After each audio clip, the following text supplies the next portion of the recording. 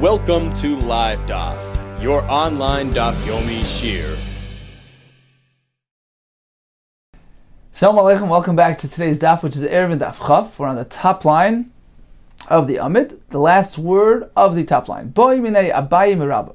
So Abaye asked Rabba the following question regarding Pasi Berois, which are these four double-cornered boards surrounding the Be'er and Shusarabim, which create an enclosure which is considered to be a Shusayachid.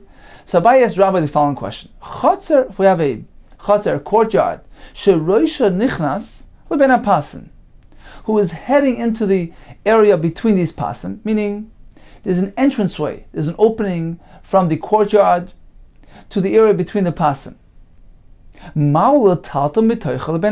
May one carry an object from the Chatzer to this area within the boards, which is also Shesayachid,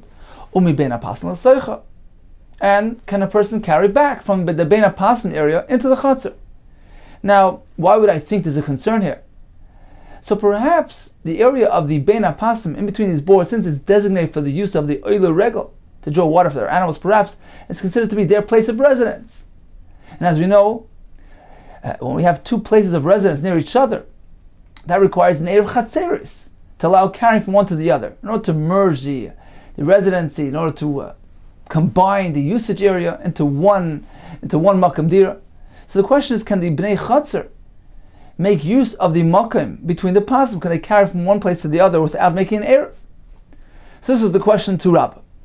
So Rabbah responded, Mutter, certainly that's okay, because the area between these boards, the Bein HaPasim area, is not really a designated Makam Dira. It's an informal usage area.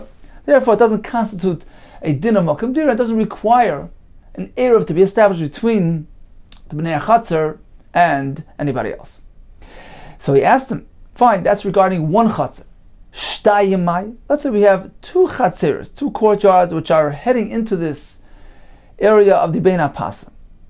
What is the halacha there? So that would be like the diagram here on the Rashi, on the right side, towards the middle of the Amud. So we have the Be'er with the posts surrounding it. And then on the bottom we have the two Chatzers heading into the Bein HaPasim. So we have such a situation. It's not just one Chatzer, but it's two Chatzeres which are accessing the same area between the boards. What is the halacha there? Can they make use of this area? Can they transfer in and out of the Bein HaPasim? Shtayim mai. What is the halacha by two Chatzeres? Amar lei. So Rabbi responded, Aser. In this case, they cannot transfer things to and from the area between the boards. Amar Afuna. Shtayim asur. You should know, when we speak about two Chatzeres, that they are aser to transfer, that's even va'afilu irvu. Even if these two Chatzeres established an Erev Chatzeris amongst each other. For instance, if there is an entranceway in the wall dividing the two courtyards, as we see in the picture here in Rashi, so you'll notice in the dividing wall between the two courtyards, there's an entranceway. There's a little gap there, which is really like a Pesach, through which the two Chatzeres actually established an Erev Chatzeris, a proper Erev amongst themselves, to combine and join their usage. It becomes one area of residence, and they can transfer from one Chatzer to the other. It says Rav Huna, even if the two courtyards have already established a proper Erev Chatzeris amongst themselves, they still cannot make use of the area between the pasim. Why? Shtayim asur va'afilu irvu. Why? Gzeira shema yomer. There's a concern that perhaps this can lead to confusion and mistake.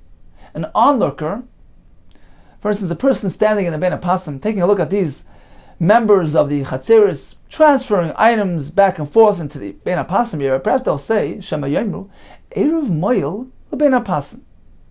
An Erev is effective for the area of Bein HaPasim, meaning this person might not realize that there was a proper Erev established through that entranceway in the dividing wall. He'll think there was no entranceway there. There's a fully dividing wall between the two courtyards. What happened was they established an Erev through the area of Bein HaPasim. They treated it like a mavui.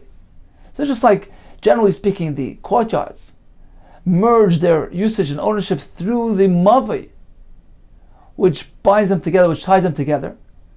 So we have courtyards which head into a mavi, an alleyway, which gives them access to Rishus Harabim. So how are they allowed to transfer into the mavi? By creating a type of erev called a shituf mavois, a partnership, which merges their usage of the mavi, makes it all into one large happy family, thereby allowing them to transfer from the chatzar to the mavi, from the mavi to the chatzar. It becomes all one joint usage area. Now, that's okay by an ordinary mavi, which is reserved for the use of the members of the chatzeres. It's their alleyway.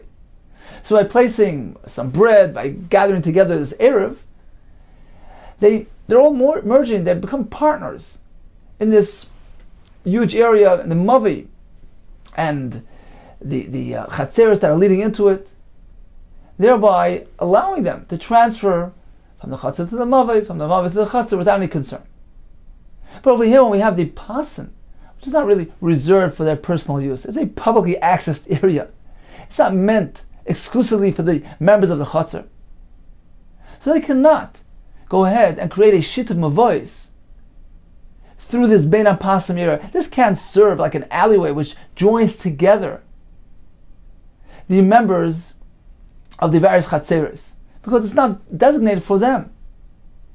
So this fellow who's looking at them using the bein hapasim, transferring from the chatzar to the bein hapasim, from the bein hapasim back to the chatzar, where it appears that the chatzeres are all joining and partnering together and becoming one huge usage area, he'll think, well, it's because they use the mavi as the agent, as the bonding agent, as a manner of joining, a way of joining them together, making them into partners, turning all the residents of the chatzeres into one residence, into one dira, which allows them to transfer to and from the chatzeres to the bein hapasim. And really, it's a mistake, it's a misconception, because the bein hapasim cannot serve this purpose. You won't realize that there was a legitimate erev that was established through the entranceway, the other Pesach, which is present in that dividing wall. So in order to avoid this concern, this confusion, Rav Huna says, even if the two chatzeres have already established an erev amongst themselves, through that Pesach, which is present in the wall, which is separating the two adjacent chatzeres, they still cannot carry to and from the bein hapasim to avoid confusion. Let's take a look at Rashi inside, the top line of Rashi. Amalei Muta, this is getting back to the first question. Abaye asked Rabbah, if one chatzar on his own is heading to the area between the boards, can he go ahead and transfer to and from that area? So he said, certainly yes, it's mutar, the halakha the urine, bein hapasim. There were no residents between those boards, a listra alayu, to go ahead and prohibit adabnei chatzar, to make it asad, lehavi moiti, mishus l'shus chaveroi, for it to be considered as though he's taking something from his rishus, his usage area, his chatzar, to the rishus of his friend, the bein hapasim. There's nobody living there. It's no concern. Now, what about the two chatzars? Shtayim mai. Shtayim zu etzel zu. So we have one chatzar alongside the other. Umachitza b'neim. There's a wall between them. Ushtayim roishim bein hapasim. They're both heading to the same direction, to between the boards. Also, letalto meseichel bein hapasim. One cannot carry from the chatzar to the bein hapasim, because Mefarish time Rav Huna, as Rav Huna will explain. And Rav Huna continues and says that by two, you cannot, even if there was an erev. Explains Rashi. V'afilu irvu derech haPesach shemachitza shebeneim. Even if they established a proper erev through the entranceway in the mechitza, which is dividing them, now they're considered to be one merged usage entity. It's one dira, it's one residence, because of that erev chatzeres. And they don't disturb each other. They can go ahead and transfer from one chatzar to the other, because they established a proper erev. Still in all, asuras lataltal metoichel bein hapasim. They cannot transfer from themselves to the bein hapasim. Gzeira shemayomru erev moil bein hapasim l'shatav chatzeres yachad. Perhaps the person will say that you can make an erev through the area of bein hapasim in order to join together the various courtyards. Sharoya isan metalton meseichel bein hapasim, because the person who's watching them carry from their chatzar to the bein hapasim lo yada deish pesach beinayim. He's not aware of the additional entranceway in between those two courtyards. V'savar, he'll think haidele asna dadi b'seich bein hapasim He'll think, why is there no Isser? Why don't they disturb each other, disrupt each other? They don't cause each other Isser to carry through this area of Ben Apasim. Why is it different than other Shtash Chatzeros that are open to a Mavi? Why are they different than your typical two courtyards which are open, accessing a single alleyway? In this case, they're not allowed to carry into the alleyway unless they did Shituf Mavois, they merged their ownership. Why is this case different? Why are they using this Ben Apasim? Because they place the Erev in the area of Ben Apasim, just like another Mavi. So they use the Ben Apasim as the bonding agent to join the Chatzeris.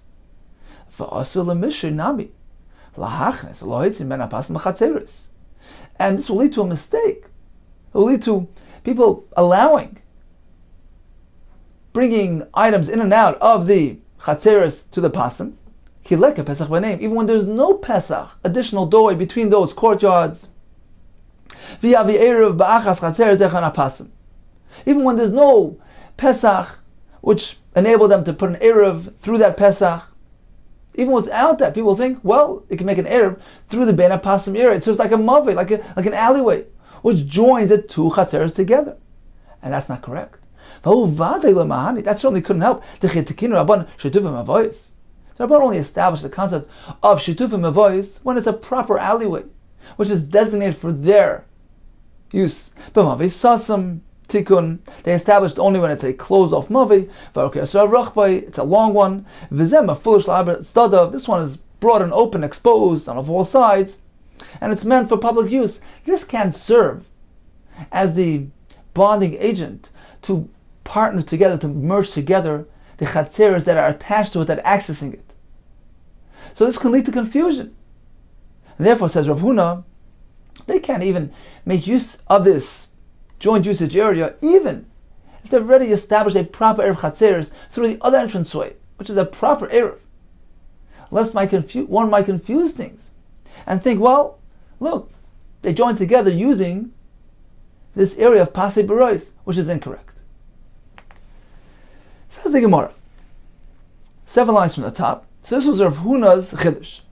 Rava disagrees. Rava Amar Erev Mutter. If indeed they established a proper Erev through that other entranceway, which is present in that wall which divides them, then they can carry even through the area of the Bein HaPasim.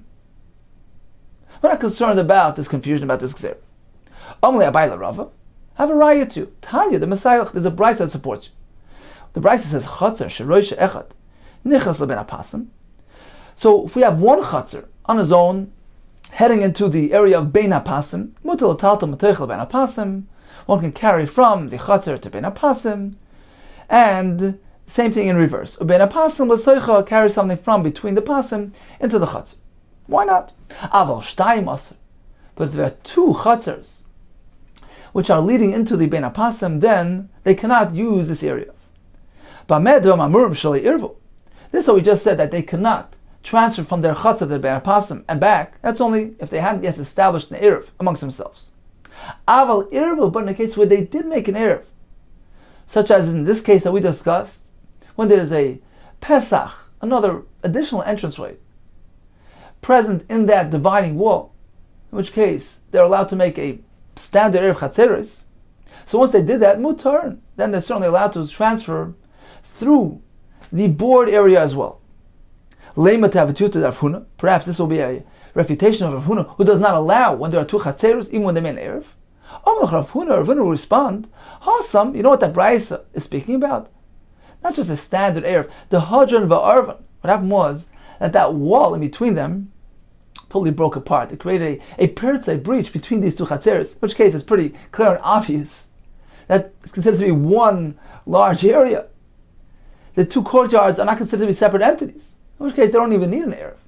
And therefore there's no room for any confusion, and certainly they're allowed to carry from one Chatzah to the other, from the Chatzah to the Bein HaPasim, without any concern. So in summary, when we have a Chatzah which is Nichnas LaPasim, if it's one Chatzah, certainly there's no concern with carrying to and from the Bein HaPasim. We have two Chatzeres, so if there was a simple Erev through an entranceway, And we have machlekes. Rava says it's okay, Rav Huna says it's not.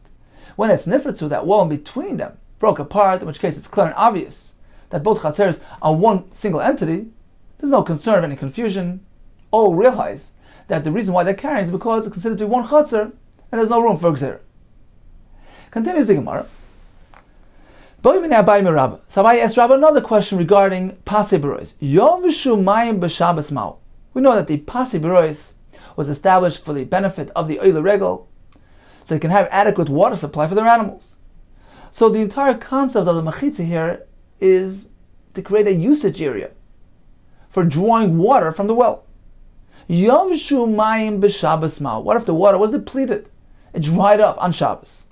Can we still continue carrying within this enclosure or not? Armale's Rabbi responded, Klum nasas mechitza, el b'shem u'mayim. Wasn't the entire concept of mechitza here based on the need for drawing water? Mayim einkan, mechitza einkan. If there's no water, mechitza is no longer valid. So this isn't like a typical mechitza where it's just a mechitza, regardless of what it's being used for. This mechitza is unique. It was only established for the sake of the water. Chacham generally wouldn't allow using this incomplete mechitza, which is enclosing an area which, in the final analysis, is mostly exposed. Generally, we don't allow it. It's only for the sake of the Oile Regel, for the sake of drawing water. So it's for the necessity that's allowing it. If there's no water there, then we don't treat these mechitzas as valid mechitzas. Boy Rovin, Yov Shumayim b'Shabbos. Let's say water dried up on Shabbos, so the supply was depleted. And then what happened? Ubo Mayim b'Shabbos. More water showed up on Shabbos, began to rain. Suddenly, the well filled up. Ma, what is the halacha now? Amalei Abaye. So Abaye responded, Yovsha b'Shabbos. Regarding the first element of your question, when the water dried up on Shabbos, you shouldn't have any question. It's pretty clear. The boy named the Mar, because I already asked Mar, my Rebbe, which was Rabbah, the same question. The pashatli the Asr, and he responded that it's Asr when there's no water present. The mechitzas become deactivated. That's regarding your first question. Likewise, your second question shouldn't either be something questionable, meaning when the water showed back up on Shabbos. What is the halacha there? That also seems to be pretty clear and obvious. Why? It's considered to be a mechitza which was constructed on Shabbos, meaning when the water shows up again, the mechitza has been reconstructed, so to speak. Certainly, a mechitza, even when constructed on Shabbos, is considered to be a kosher mechitza. Vatani, we learned in the Brayso, kol mechitza sui b'Shabbos, and a mechitza which was made on Shabbos itself, ben b'shoigig, ben b'mezid, ben b'oines unwillingly, ben b'rotzen willingly, shma mechitza. So even if perhaps we're speaking a person did an isser, but the fact of the matter is, a mechitza is a mechitza regardless. So in this case as well, the fact that the water returned to the area, that reactivates the mechitza.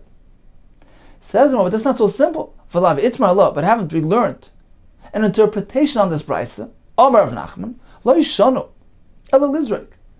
The brisa, which considers this mechitza constructed on Shabbos as a proper mechitza, that's only said regarding lizrek, meaning min ha-Torah, it's considered a mechitza.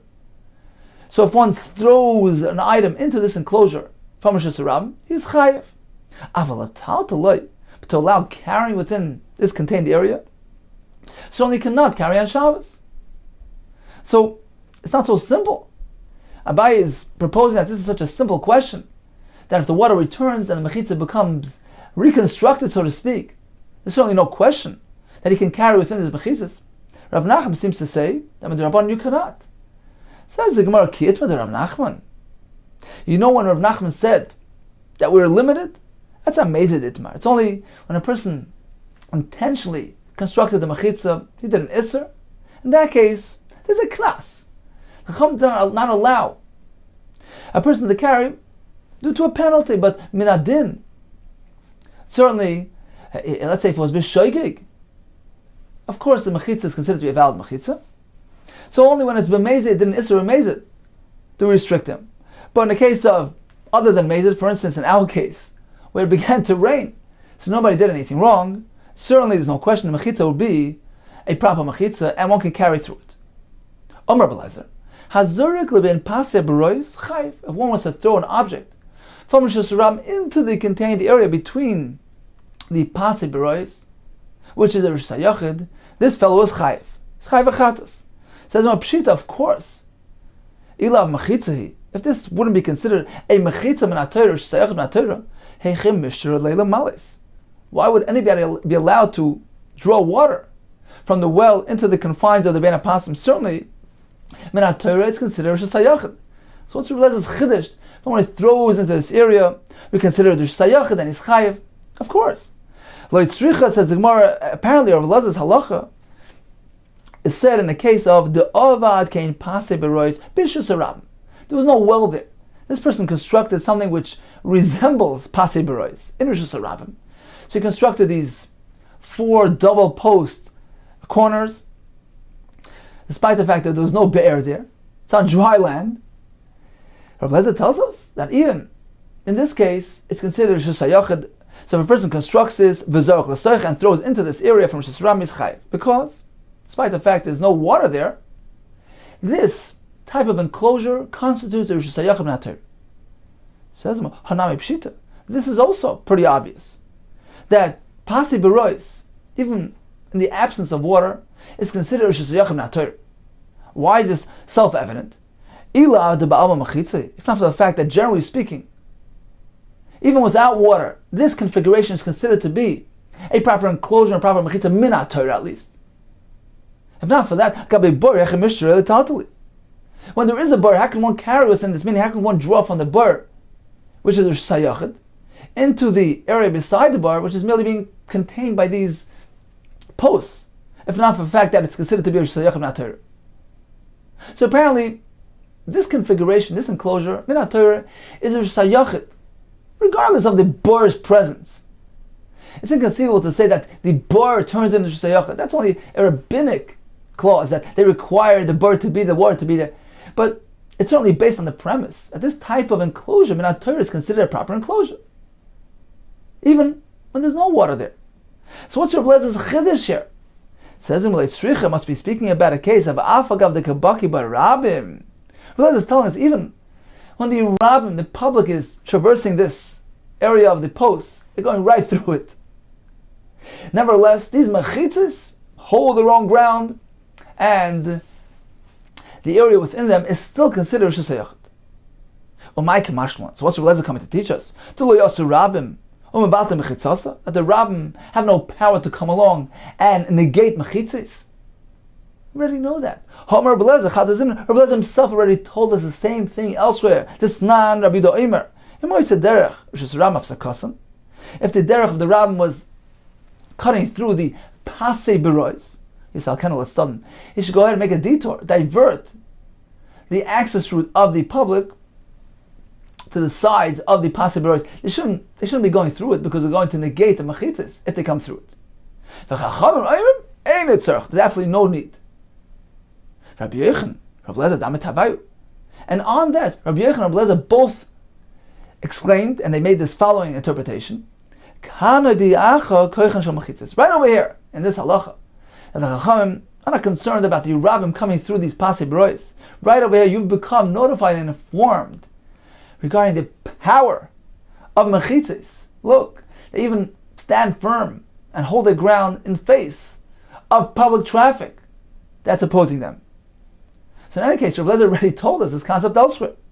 So why is he repeating it here? He says, if only from that statement, perhaps I would say kan. So although he says kan hoidiacha, here you've been informed, he's just merely interpreting the Rabbanan Shita, but perhaps he himself doesn't agree with this concept. Kan v'lo svirle, he himself doesn't agree. Kamash malon. That's why he informs us this halacha over here. It's Rav Elazar himself giving us the din. And this teaches us he himself agrees with it. Kan usvirle. Not only is he making that statement, but he himself actually agrees with it. That the mechitza can oppose the rabbim, can hold its ground, maintain a proper shayachid in the face of public traffic. Says the Gemara, if so, v'lei maha, v'lei b'ayahach. Why can't he simply tell us our haldin over here, without the other statement on the Shittas Chacham, which seems to be a redundant statement? Why say the same thing twice? Says more, indeed, he only said it once. It's the one over here that he said, and the other one was merely derived. Somebody derived it from the statement Bayas. Chada one, Mechlal Chaver Itma, was learned and derived from the other one. So some Rebbe Lezer tells us that a mechitza created by Ben Apasim is considered to be a proper mechitza min HaTorah, and the Gemara concludes even when there are rabbim, the public traffic accessing through these boards maintain their status, and their sayachet is considered to be intact. Continues the Gemara Mutar L'Hakriv L'Be'er. The Mishnah told us, how close to the Be'er can one situate these boards?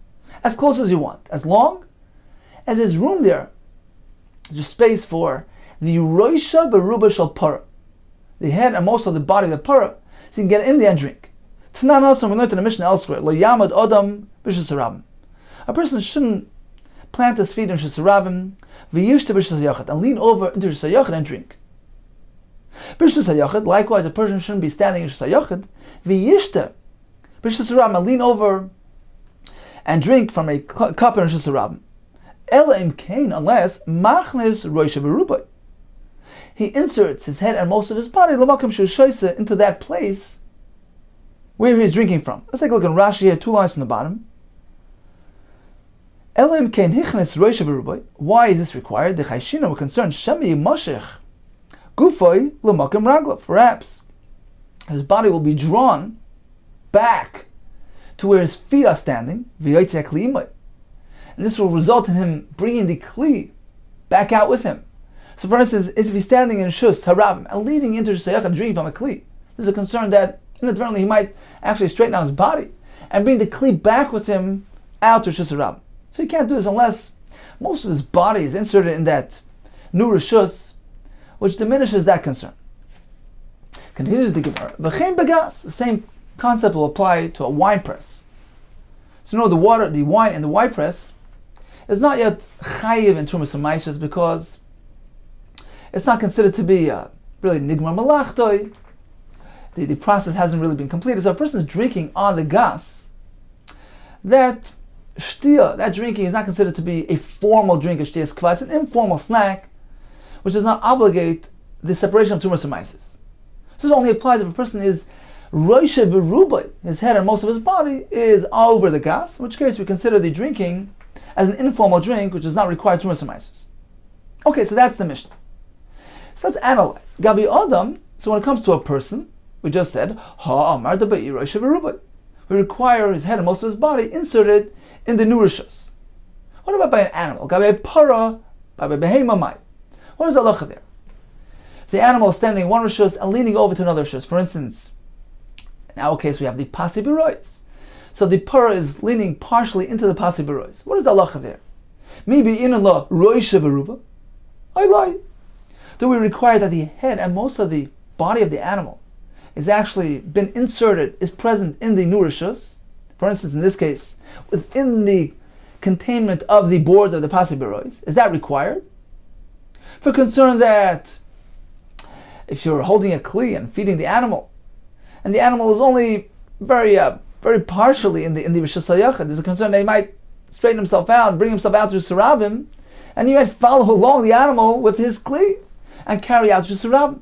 So perhaps there is a need to have most of the animal, the head and most of the animal in the Shus Hayachid, which eliminates this concern. So mi be'ina l'roisha v'ruba, or perhaps that's not necessary. Explains the Gemara, in what context are we speaking? Whenever the owner is holding on to the kli from which he's feeding the animal, giving the animal to drink.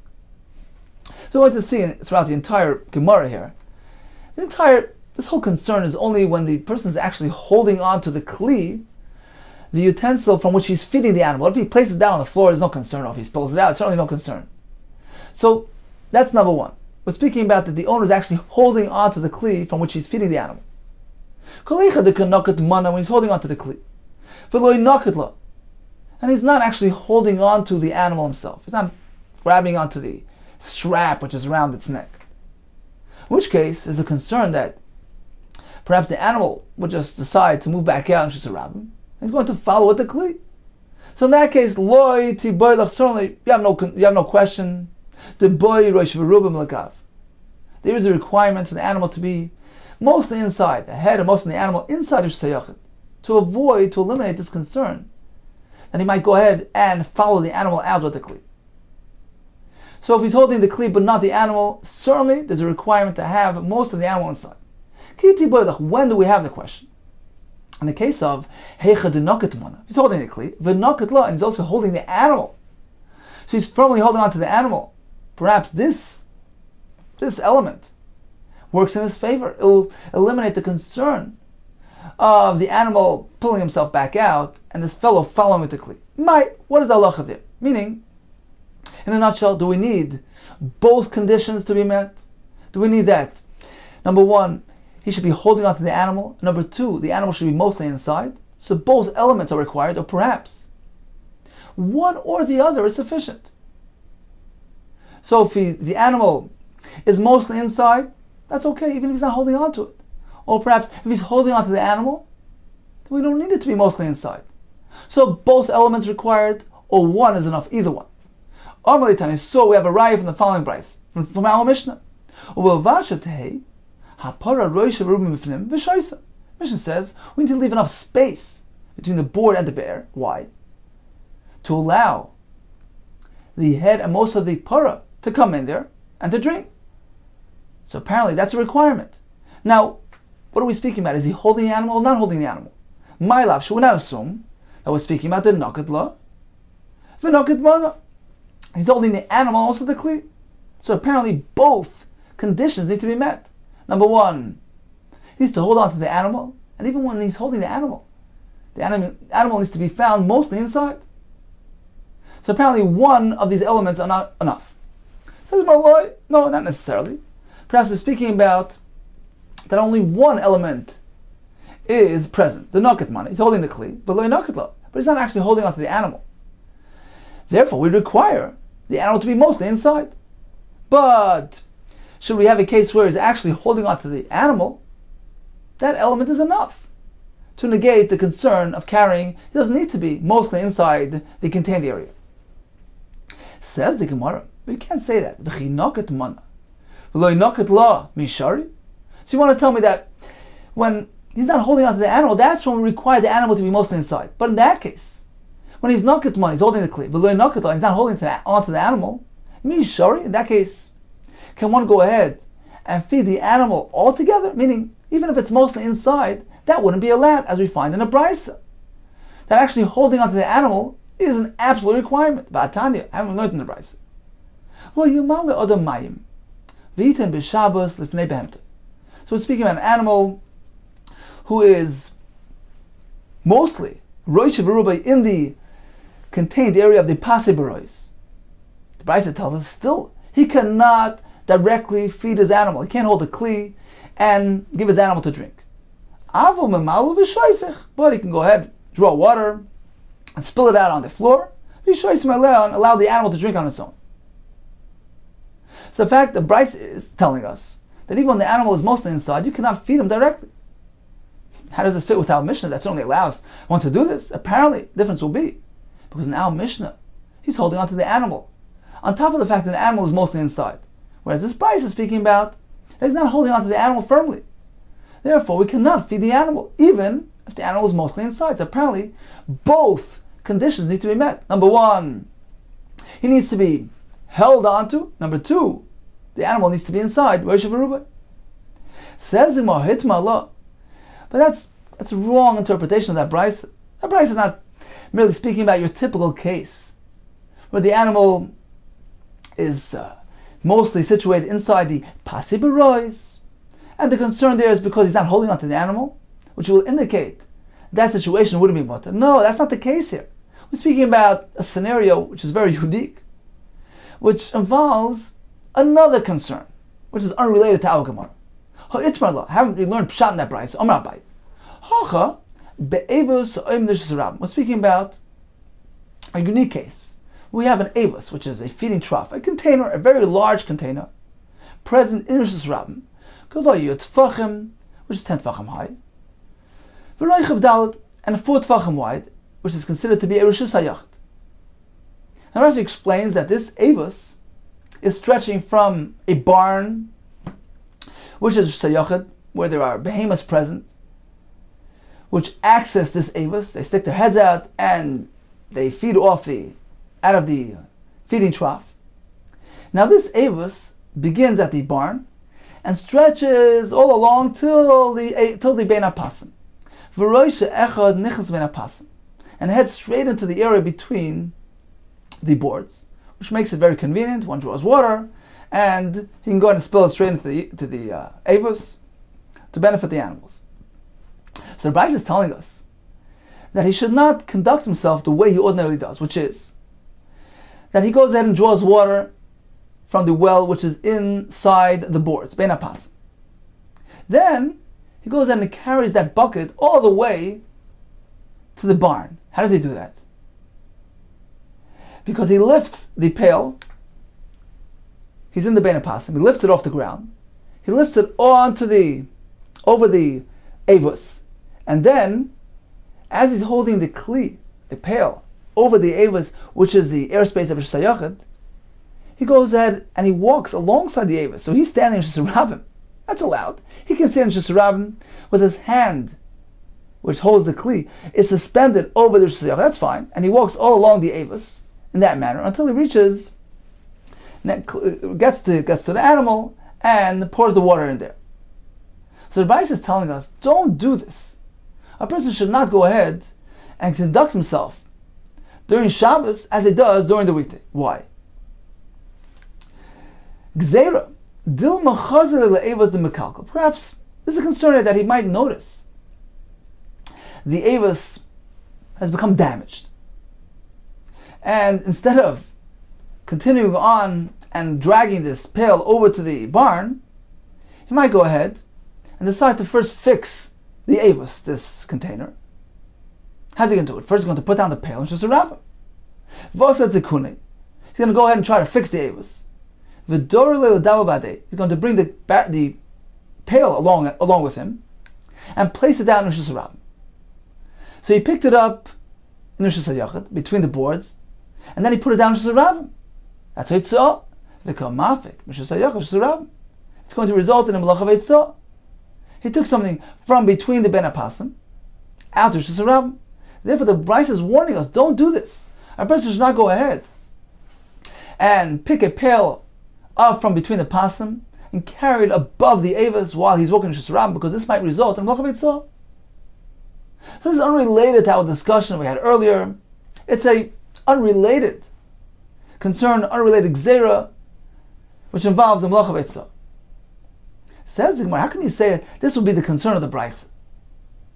Let's say a worst case scenario, he noticed something wrong with the avos while he's holding onto the pail, and decided, I'm going to fix the avos, and he puts down the pail in Rosh Hashanah. But let's think for a second. Initially, when he picked the pail up in the bein hapasim area, which is Rosh Hashanah, what was his intent and plan? Did he have a machshava to put it in Rosh Hashanah? Did he have a machshava of veitzah? No. His plan was to carry it above the avos, which doesn't involve veitzah at all. Says the Gemara, even if ultimately he decided to put it down in Rosh Hashanah, he really hasn't committed any malacha whatsoever. Because when it comes to veitzah or any malacha, we need melechas machshavas. It needs to be a realization of one's plan. It needs to have plan and purpose, meaning you can't say, well, retroactively, we're going to consider the akira. We know that a malacha veitzah needs two elements, akira and hanacha. It needs to be lifted off one rishus and placed down another rishus. So these two components are vital for the completion of malacha veitzah. Now, when he did the akira, when he lifted it off the ground from the Rosh Hashanah, from the bein hapasim, what was his intent and purpose? Not to place it in Rosh Hashanah, not to do malacha veitzah, but rather to take it into Rosh Hashanah, which is perfectly fine. So even if he ended up putting Rosh Hashanah, he has not done a malacha veitzah, because the initial plan during the akira was not to complete it in this manner. So you can't retroactively consider that akira as part of this malacha. So there's no concern of malacha whatsoever. So why is the Brayso so concerned that this might result in a malacha? It says if he actually puts it down in Rosh Hashanah, is he really chayiv? The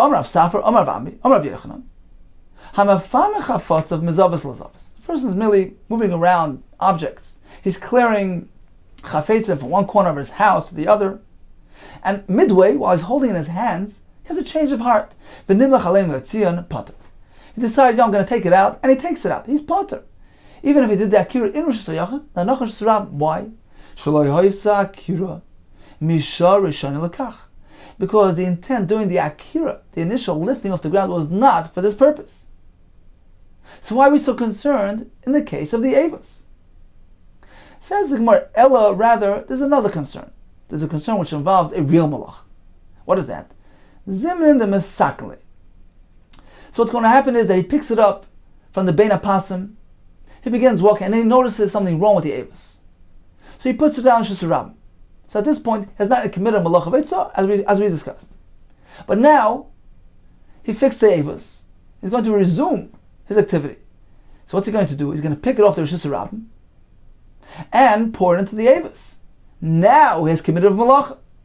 So it's his next phase, next stage that we're concerned about. Elazim de Mesakli. Perhaps he's going to fix the Avos, v'hadam ma'ayli, and then go bring the pail in from Rosh Hashanah into Rosh Hashanah. And this is considered to be a true malacha, a malacha of achnasa, bringing something from Rosh Hashanah into the Ishrav, which is Sayachid, and therefore we're concerned about this eventuality. We don't allow him to conduct himself as he does during the weekdays, which is suspend the pail above the Avos and walk alongside it, for concern this might result in a malach. So in conclusion, we had a question regarding feeding an animal in a case where the fellow is holding onto the kli, the animal is partially within the contained area. So I wanted to know whether 2 elements are required or 1 is enough. Do we need that number 1, the animal should be held by the owner, and also number 2, be mostly in this contained area to avoid any concern of the animal going back and just robbing and the owner following with the kli? Or perhaps either one of these elements is sufficient. Either you're holding onto the animal and it's not mostly inside, or even if you're not holding onto the animal, but if it's mostly inside, that would allay our fears. And at this point, we didn't really conclude on the halach. Ikad Amri. Others had a different version of this question, as follows. Gabi Adam, when it comes to a person who's standing in one rishus and leaning over to another rishus, Hakam Rinan, we've already said, the Sagli B'Reish V'Rubai. It is sufficient when his head and most of his body is inserted in the next rishus, as we had in the Mishnah there, that certainly is allowed. The question is by an animal. Is it sufficient if most of the animal is inside? Or perhaps that's not sufficient. Meaning, the Gemara in the second version is working with the premise that Rosh Hashanah is a prerequisite. That's an absolute requirement. You can't get away from that requirement. The question is it enough? Does that allay our fears and eliminate the concern? And analyzes the Gemara. So when the fellow is actually holding onto the kli, from which he's feeding the animal, the nakatla is actually holding onto the animal himself. In that case, there's certainly no question. The fact that most of the animal, the head and most of the animal is inserted, is present in the shayachid, that certainly allays our fears and addresses our concerns. So when both elements are present, number 1, he's holding onto the animal to prevent the animal from leaving. Number 2, most of the animal is here. So both elements combined certainly address our concern, and it's mutter. Ella, kiti boilach, rather, when will you have a question? In the case of the nakatmana, he's holding onto the kli. V'loy nakatla, but he's not holding onto the animal himself. What is the halacha in this case? If the animal is mostly inside, Rosh Hashanah b'fnim, is that sufficient basis to allow the owner to feed the animal? Or perhaps both conditions must be met. Number 1, Rosh Hashanah b'fnim. Number 2, has to actually hold on to the animal. So according to this version of events, the question was as follows. Rosh Hashanah is certainly a given. There's no way to get around that. The question is, do we also need, on top of that, holding onto the animal? Are both elements required? Or perhaps Rosh Hashanah alone is sufficient? Amalei Tanisua, Gemara responds, we have a Raif Mao Mishnah, which says, hey, para, Rosh Hashanah b'fnim v'shoisa. So we leave enough space between the boards and the bear to allow the para's head and most of his body to come inside and drink. So apparently, that allows the parah to be fed. My love, perhaps aren't we speaking about the noket mana? He's holding onto the kli and feeding the animal, but lo noket lo. And not actually holding onto the animal. Apparently, this rosh v'ruba element is sufficient to allow, and you don't need to actually hold onto the animal as well. So no, the noket mana. We're speaking about he's holding the kli. The noket lo. In addition to that, he's holding onto the animal, and both elements are present. He's holding the animal, and the animal's here. This seems to be the correct approach, that both elements are required. Because if we're speaking that he's holding the kli and not the animal, mishari, is that allowed? Haven't we learned? A person should not draw water, and feed his animal with a kli, but he can draw water, fill up water, and spill it out, and have the animal drink on its own. And we're speaking about the case where the animal is mostly inside the pasei berois. Apparently, the reason why it's usher in this brisa, in contrast, which our Mishnah, which allows, is because this brisa is speaking about that all of the animals mostly here, but he's not being held on to. Apparently, both elements are required. Says the Gemara, no. The reason why this brisa doesn't allow feeding the animal, it's not because he's not holding onto the animal. It's on account of another concern. Haven't we learned the pshat on this brisa? On Abaye, we're speaking about another unrelated concern. Hacha be'evus. We're speaking about a feeding container. It's 10 tvachim high, 4 tvachim wide, which is sayachid, and it leads into the ben apasim. And generally what they do is they fill water and they walk along the avos, holding the water above the ben apasim. And there's a concern of Eitzah, as we mentioned earlier, the zimn, the chazal avos, the mekalkel. Perhaps there's a concern that he'll see the avos damaged, the kunil come to fix it, and drag the pail along with him and place it in Shesarabim, which results in a Mlacha Veitzah, which will result in him doing a Hitzah from the Pasim area, which is Sayachid, and then place it in Shesarabim, which is a Mlacha Veitzah. So it's unrelated to our discussion. Generally speaking, perhaps if the parah is mostly in the Bein HaPasim, one can feed him, even if he's not holding on to the animal, because the condition of Rosh Ruba is paramount, and that determines matters. This case of the brisa, speaking about this Ava's concern, which is unrelated. Says Gemara, why are we concerned that he's going to place it in Shesarabim when initially, when he picked it up, he had no intent to do that? That wouldn't involve a malacha. Rav Safra, Rav Ambi, Rav Yochanan, didn't he tell us the name Rav Yochanan, Mafana, Chafatzav, Mezavis, Lazavis? If a person is merely clearing items in his house, and he picks something up and he decides to take it out. Let's say it's here and decides to take them outside, Potter. Since the initial lifting off the ground was not for this purpose, therefore he can't change his plan mid-route. So why is it concerned in the case of the Avos? Since initially he had no plan to place in Shesarabim, Ella, rather the concern is the Masakinle, perhaps after he fixes the Avos, then he might go ahead and lift the pail which he had placed in Shesarabim, lift it and bring it into the Shesayachid, into the Avos. In this case, it's a Mlacha Veitzah, become Ayel, Lemishasarabim, Shesayachid. So that's the concern, a Mlacha Vachnasa, which involves a Mlacha Derais. So this brisa here is unrelated to our discussion. The brisa is discussing a concern of a Mlacha Veitzah, Achnasa, but certainly in a case such as ours, that doesn't apply, and we still have our question intact. What is the halacha when a parah is mostly inside the enclosed area? Is that sufficient, or must he hold on to the parah in order to feed him? So at this point in the Gemara, we have a question and two versions of that question. When a person is feeding an animal through a kli that he's holding in his hand, there's a concern that he might follow the animal out to Shesarabim. So we have two elements that we can employ to avoid that concern. Number one, the animal is roishe v'rubai in this contained area. Number two, he's actually holding on to the animal. So we had a shaila, and we had two versions of that shaila. The first approach to the question was, certainly when both elements are present, roishe v'rubai flim, and he's actually holding on to the behemoth, of course, that addresses any concern, and that would be butter. The question is, are indeed both required? Perhaps, if only one is present, that is sufficient. Either roishe v'rubai flim, or when he's holding on to the behemoth. At this point, the Gemara did not resolve the question yet. The second approach of the Gemara was, the condition of roishe v'rubai is a given. That's granted, that's necessary.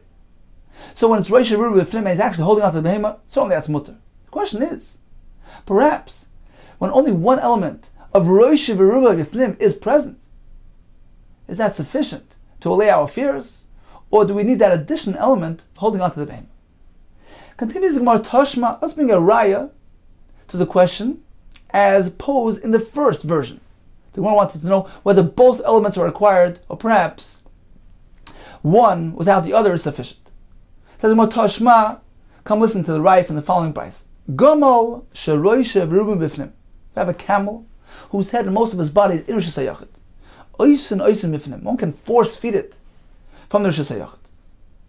Says the Gemara Ibus, this type of process of force feeding is commanded naked mana v'naked la damya, is equated to holding on to the kli, because he's holding on to the food which he's feeding, and it's also naked la. It's like he's holding on to the animal, because you can't force feed without actually holding on to the animal. So it's like that case that we discussed earlier of holding the kli and holding the animal. Nevertheless, Brisa says, what is required? Despite the fact that he's holding the animal, we require that the head and most of the animal should be inside. Apparently, the fact that he's merely holding on to the animal, that's not sufficient. We need also Rosh Veruba. There's no raya from here. Shani Gomel. A camel is way different.